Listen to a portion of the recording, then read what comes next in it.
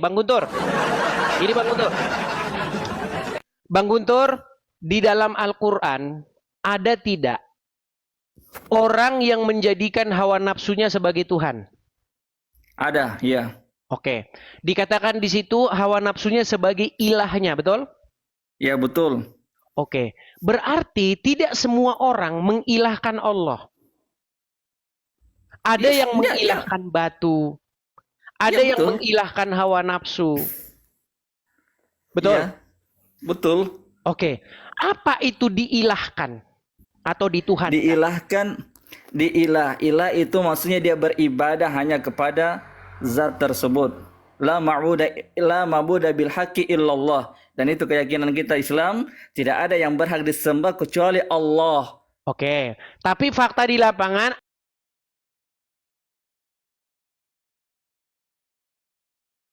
ada yang mengilahkan selain Allah, betul? Iya, itu manusia, berbagai Oke, macam model ada sesembahan. sebentar, ada nggak yang mengilahkan uang? Harta ada. Ada nggak yang mengilahkan iblis? Kalau iblis ada. Oke, ada nggak yang Orang yang mengilahkan manusia?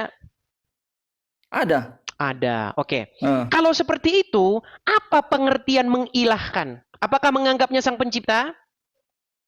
Dianggap sebagai pencipta. Oke, berarti orang yang mengilahkan duit berarti menganggap duit sang pencipta. Dia diperbudak oleh duit, oleh harta. Kenapa orang Islam kalau ditanya nggak pernah nyambung, teman-teman? Sekali lagi saya ulangi. Ya, Apakah ada yang mengilahkan manusia? yang mengilahkan manusia ada. Apakah ada yang mengilahkan hawa nafsu? Ada. Oke, apakah mengilahkan itu menganggap bahwa sesuatu itu sang pencipta? Iya. Oke, berarti orang yang mengilahkan hawa nafsu adalah perbuatan menganggap hawa nafsu sebagai sang pencipta. Iya. Oh, berarti menganggap sang pencipta itu penciptaan, hawa nafsu itu sang pencipta langit dan bumi. Iya, ada orang-orang yang tersesat itu, orang-orang yang menyimpang. Yang mereka tidak mentuhankan Oke, Allah. berarti orang yang mengilahkan uang menganggap uang pencipta langit dan bumi. Iya, orang-orang yang menyimpang keyakinannya yang harus diluruskan. Di mana coba? Di mana ada keyakinan orang yang menganggap yang menciptakan langit dan bumi itu uang? Coba di mana? Karena dia menganggap dengan uang itu dia bisa merubah segalanya, bisa menciptakan Bukan. segalanya. Di mana ada sebuah keyakinan bahwa yang membuat langit dan bumi ini duit? Coba. Orang yang ini terlalu jauh, ini pembahasannya seperti ini, terlalu jauh. Gini aja saya bantu. Penciptaan. Saya bantu dah gini Guntur, sebentar Guntur, gini. Gini saya bantu. Maksudnya mengilahkan, mentuhankan, itu bukan menganggap sesuatu itu sang pencipta, bukan. Tapi mengilahkan atau mentuhankan adalah sebuah perbuatan membuat dirinya diperbudak oleh sesuatu itu sehingga ia takluk kepadanya. Setuju nggak? Ya, setuju itu. Nah, jadi ketika Terus? orang mengilahkan hawa nafsu, dia membuat dirinya itu menjadi budak hawa nafsu tersebut. Ya, betul. Ya, Ketika betul. seseorang mengilahkan uang, dia membuat dirinya menjadi budak uang itu. Contoh, kamu mau Ya, nggak saya betul, kasih betul uang, itu. kamu lompat dari jurang. Kamu mau nggak saya kasih Ya. uang, kamu anu India. Artinya uang bisa membuat dirinya jadi budaknya. Paham? Iya, betul itu, betul. Nah, dia Paham. takluk kepada uang tersebut. Ketika uang Iya. berbicara, dia siap. Siap. Laksanakan. Nah, gitu maksudnya. Itu maksudnya mengilahkan. Nah, Iya, benar. pesan saya malam ini kepada Anda Guntur, jangan kamu ilahkan Muhammad. Stop. Siapa yang mentuhankan mengilahkan Muhammad? Siapa yang Oke, mengilahkan Muhammad? baik. Apakah kamu Siapa yang mengilahkan sebentar? Muhammad? Oke, saya buktikan kamu menuhankan Muhammad, mengilahkan Muhammad. Gini, saya kasih mana gambar buktinya? kamu. Saya kasih gambar. Sebentar, teman-teman. Saya kasih gambarnya. Bahwa kalian itu mempertuhan atau mengilahkan Muhammad. Menaklukkan diri kalian kepada Muhammad. Nih, saya punya gambar bagus nih. Perhatikan. Bang Guntur, selagi Anda jadi orang Islam, betul atau tidak, Anda harus takluk, patuh, tunduk kepada seorang manusia yang bernama Muhammad. Terus, kenapa itu? betul. Betul atau tidak? Iya betul, itu kan atas perintah Tuhan kita Allah. Allah Saudara-saudara. memerintahkan kita Betul. untuk taat sama Muhammad. Sebentar. Ketika kamu takluk, patuh, tunduk kepada setan oleh Al-Quran, oleh bahasa Al-Quran, itu namanya kamu mengilahkan atau mentuhankan setan nggak? Bagaimana coba ulangi? Saya ulangi, pelan-pelan. Ini otak orang muslim harus kita ini. Pelan ya. Perhatikan. Ketika ada seseorang takluk, patuh, menyerahkan ketaklukannya kepada iblis, melakukan apa yang iblis perintahkan. Menurut bahasanya Al-Quran, dia mengilahkan setan nggak? Mengilahkan iblis itu nggak? Dia menghambakan diri, menjadikan dirinya budak sama setan. Oke, berarti iblis menjadi ilahnya, betul nggak? Iya. Dia mentuhankan si iblis itu, betul? Sekarang iblisnya diganti nih, ganti iblisnya dengan Muhammad.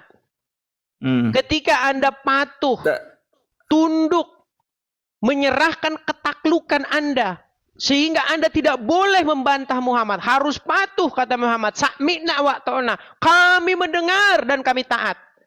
Iya. Sama nggak itu? Itu atas perintah Tuhan kita Allah. Iya, artinya Allah memerintahkan kamu untuk menuhankan, mengilahkan Muhammad, betul nggak? Allah tidak menyuruh kita menuhankan Muhammad, mengilahkan Muhammad. Tapi Allah menyuruh kita patuh taat kepada Muhammad. Berat ini. Ini dengarkan. Kalau ada orang dia masukin apel ke mulutnya, masuk ke perut. Itu namanya makan, bener nggak? Kalau apelnya diganti dengan duku atau dengan bengkoang, namanya masih makan nggak? Ya makan. Oke, makan. Jadi, walaupun objeknya diganti, perbuatan yang kita perbuat terhadap sesuatu itu tetap sama. Definisinya tetap sama, walaupun objeknya diganti, betul? Iya. Contoh. Di depan ada setan. Di depan saya ada setan. Saya menyerahkan ketaklukan saya kepada si setan ini. Patuh saya sama dia. Disuruh apapun saya nurut sama dia. Menurut Al-Quran, sebentar. Siapa yang suruh? Sebentar. Siapa yang suruh patuh sama setan? Oke, baik. Berarti tergantung siapa yang suruh, betul? Iya, siapa yang suruh? Kalau Allah yang suruh, kita taat, patuh sama dia. Baik. Dengar. Di depan ada apel. Saya makan. Masuk ke perut saya. Namanya makan, setuju? Ya. Kalau saya disuruh saya.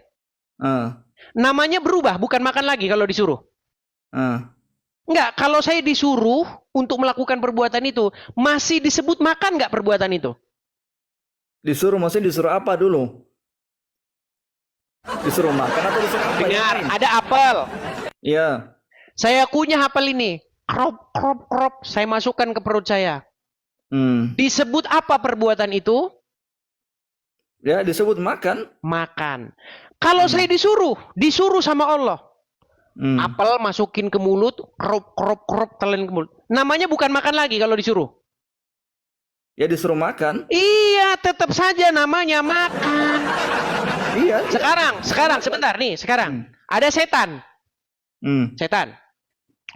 Saya menaklukkan diri kepada setan itu.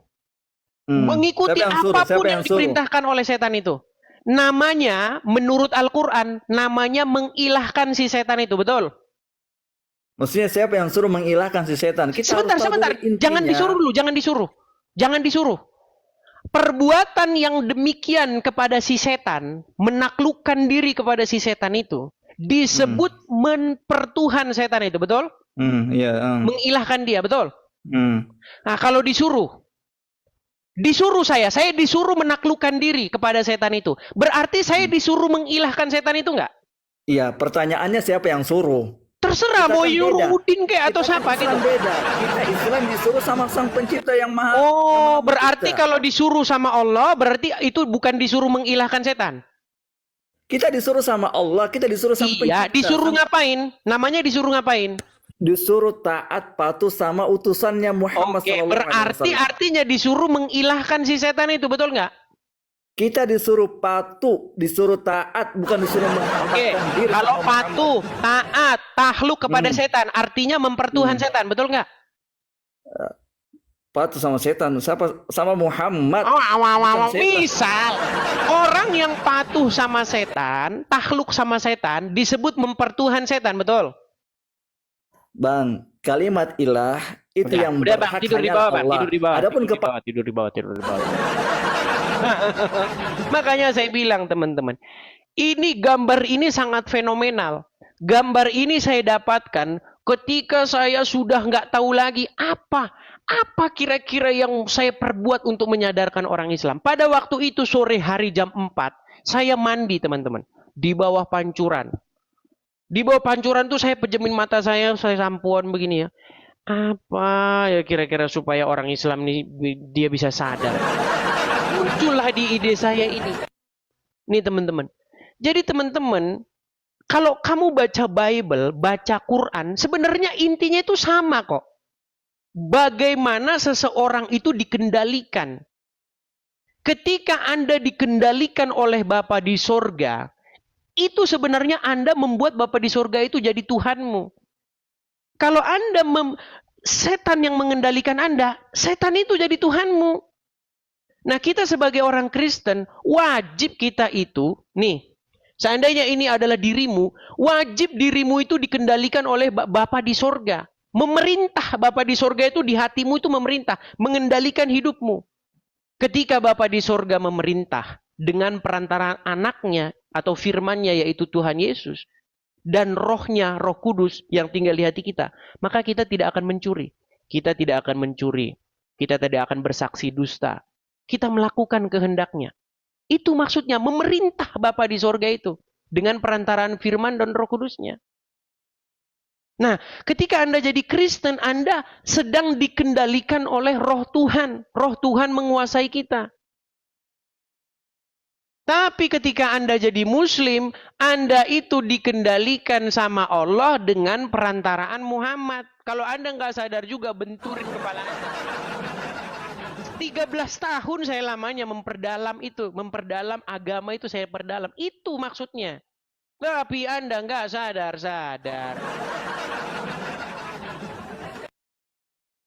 Tuh. Sadar kalian, sadar. Makanya sebagai seorang Kristen, wajib kita itu menjadikan Bapa, Putra, dan Roh Kudus sebagai Tuhan kita, sebagai Rob kita, sebagai yang kepadanya kita menaklukkan diri. Nekat yang nyata. Nah, kamu sebagai Muslim, kamu itu, kalau kamu sadari, kamu itu, di hati kamu itu, sedang memerintah Allah dan Muhammad. Muhammad yang memerintah kamu, makanya kamu masuk kamar mandi pakai kaki kiri. Pakai kaki kanan. Ya kan? Itu karena apa? Karena Muhammad mengendalikan hidupmu. Memerintah di hidupmu. Siapakah yang mengendalikan seorang Muslim? Nih, kaki Muslim masuk kamar mandi, kaki kiri, pagi-pagi ambil air, sedot-sedot 3 kali airnya. Kamu bikin gitu karena Muhammad mengendalikan kamu, Muslim. Tapi kamu nggak sadar-sadar.